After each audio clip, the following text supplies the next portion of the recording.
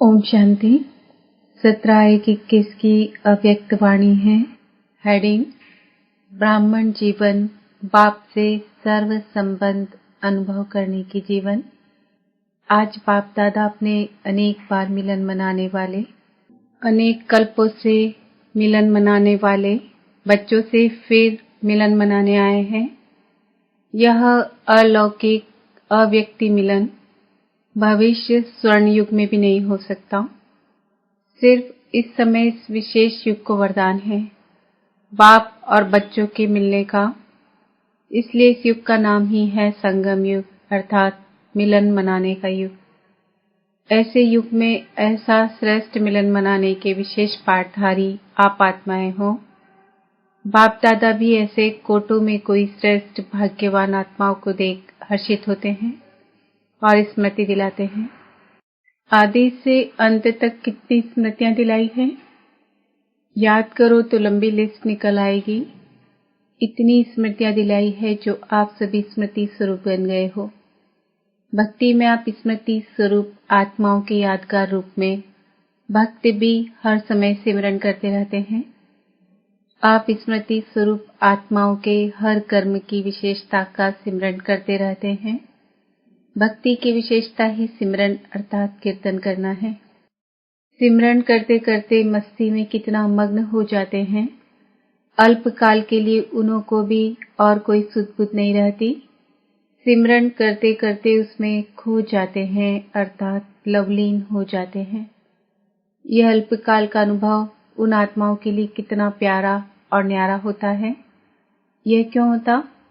क्योंकि जिन आत्माओं का सिमरन करते हैं, यह आत्माएं स्वयं भी बाप के स्नेह में सदा लवलीन रही है, बाप की सर्व प्राप्तियों में सदा खोई हुई रही है। इसलिए ऐसी आत्माओं को सिमरन करने से भी उन भक्तों को अल्पकाल के लिए आप वरदानी आत्माओं द्वारा अंजलि रूप में अनुभूति प्राप्त हो जाती है। तो सोचो, जब सिमरन करने वाली भक्त आत्माओं को भी इतना अलौकिक अनुभव होता है, तो आप स्मृति स्वरूप वरदाता विधाता आत्माओं को कितना प्रैक्टिकल जीवन में अनुभव प्राप्त होता है।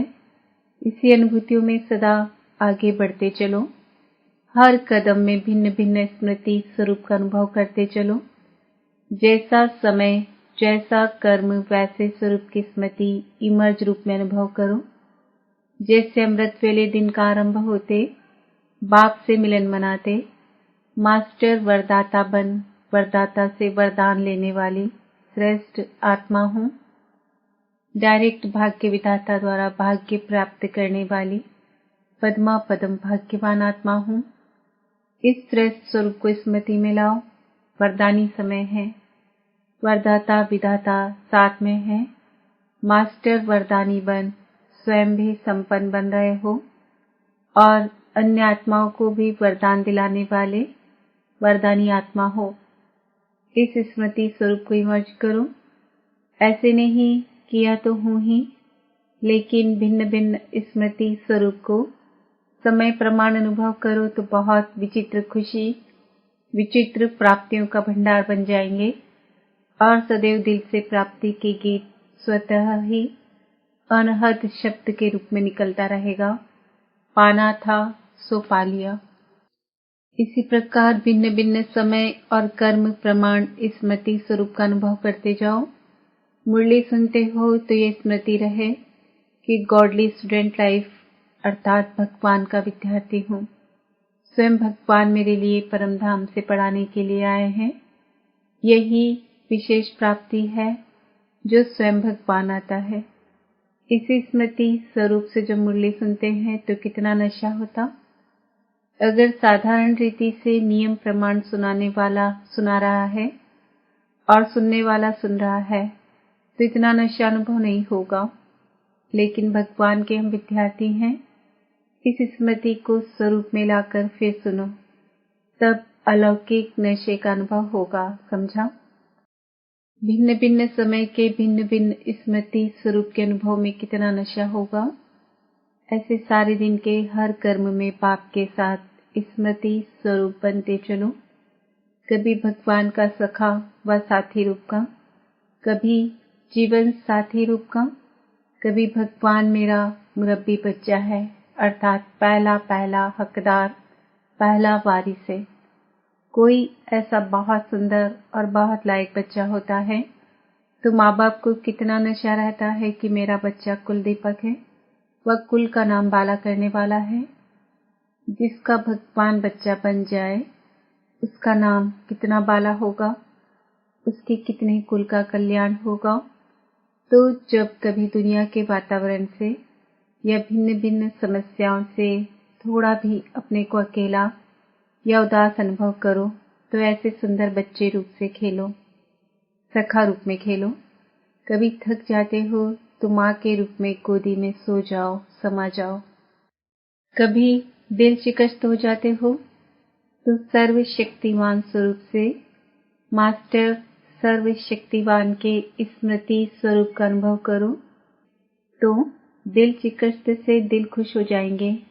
भिन्न भिन्न समय पर भिन्न भिन्न संबंध से भिन्न भिन्न अपने स्वरूप के स्मृति को इमर्ज रूप में अनुभव करो तो बाप का सदा साथ स्वतः ही अनुभव करेंगे और यह संगम युग की ब्राह्मण जीवन सदा ही अमूल्य अनुभव होती रहेगी। और बात की इतने सर्व संबंध निभाने में इतनी बिजी रहेंगे जो माया को आने की भी फुर्सत नहीं मिलेगी। जैसे लौकिक बड़ी प्रवृत्ति वाले सदैव यही कहते कि प्रवृत्ति को संभालने में इतने बिजी रहते हैं जो और कोई बात याद ही नहीं रहती है क्योंकि बहुत बड़ी प्रवृत्ति है। तो आप ब्राह्मण आत्माओं की प्रभु से प्रीत निभाने की प्रभु प्रवृत्ति कितनी बड़ी है। आपकी प्रभु प्रीत की प्रवृत्ति सोते हुए भी चलती है। अगर योग निद्रा में भी हो तो आपकी निद्रा नहीं लेकिन योग निद्रा है। नींद में भी प्रभु मिलन मना सकते हो। योग का अर्थ ही है मिलन। योग निद्रा अर्थात अशरीरीपन के स्थिति की अनुभूति, तो यह भी प्रभु प्रीत है ना। तो आप जैसी बड़े ते बड़ी प्रवृत्ति किसकी भी नहीं है।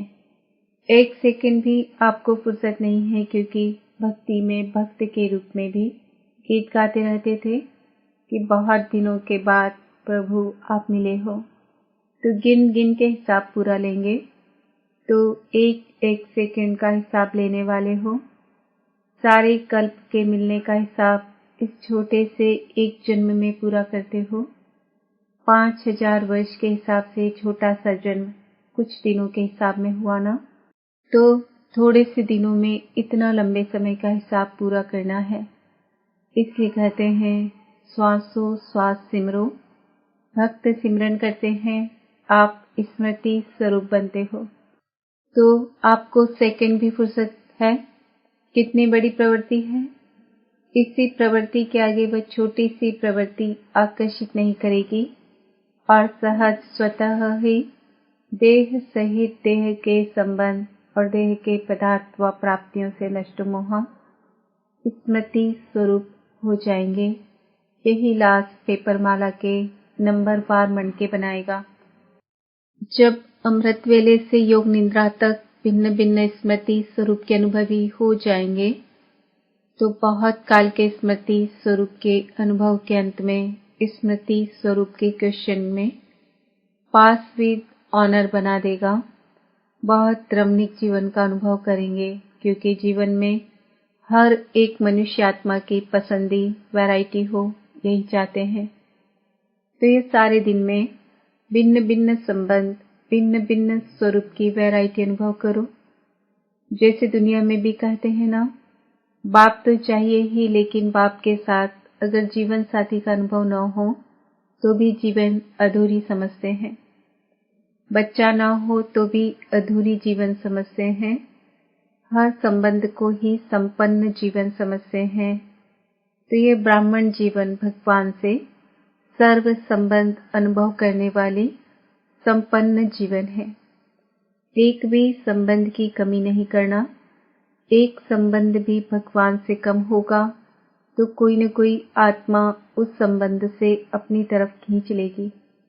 जैसे कई बच्चे कभी कभी कहते हैं बाप के रूप में तो है ही लेकिन सखा व सखी अथवा मित्र का तो छोटा सा रूप है ना। उसके लिए तो आत्माएं चाहिए, क्योंकि बाप तो बड़ा है ना। लेकिन परमात्मा के संबंध के बीच कोई भी छोटा या हल्का आत्मा का संबंध मिक्स हो जाता तो सर्व शब्द समाप्त हो जाता है और यथाशक्ति की लाइन में आ जाते हैं। ब्राह्मणों की भाषा में हर बात में सर्व शब्द आता है। जहाँ सर्व है वहाँ ही संपन्नता है। अगर 2 कला भी कम हो गई तो दूसरी माला के मणके बन जाते। इसलिए सर्व संबंधों के सर्व स्मृति स्वरूप बनो, समझा। जब भगवान खुद सर्व संबंध का अनुभव कराने की ऑफर करा रहा है तो ऑफरिंग लेना चाहिए ना। ऐसी गोल्डन ऑफर सिवाय भगवान के और इस समय के न कभी और न कोई कर सकता। कोई बाप भी बने और बच्चा भी बने, यह हो सकता है। यह एक की ही महिमा है, एक की ही महानता है।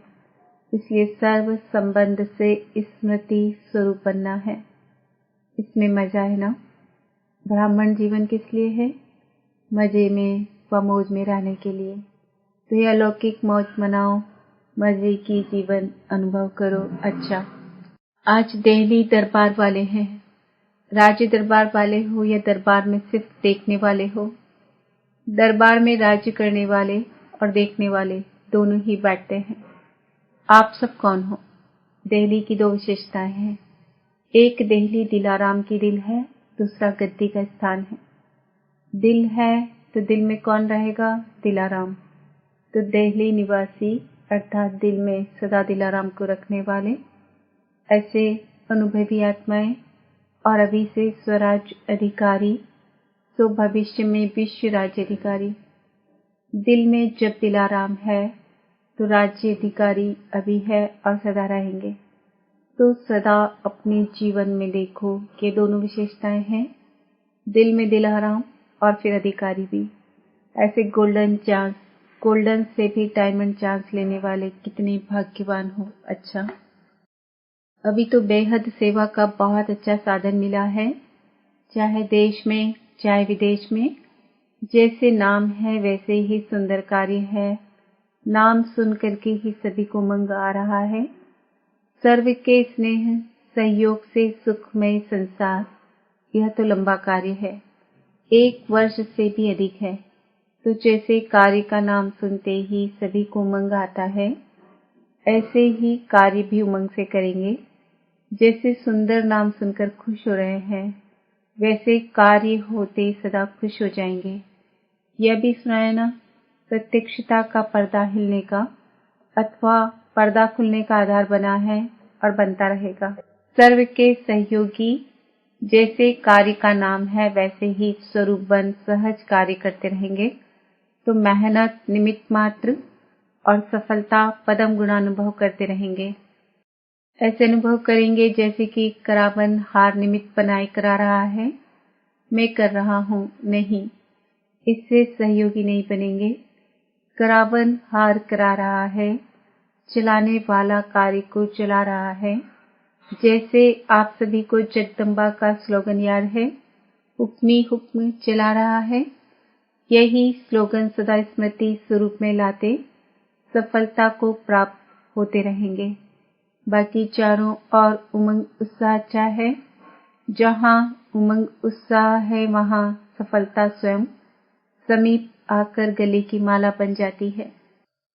यह विशाल कार्य अनेक आत्माओं को सहयोगी बनाए समीप लाएगा, क्योंकि प्रत्यक्षता का पर्दा खुलने के बाद इस विशाल स्टेज पर हर वर्ग वाला पाठधारी स्टेज पर प्रत्यक्ष होना चाहिए।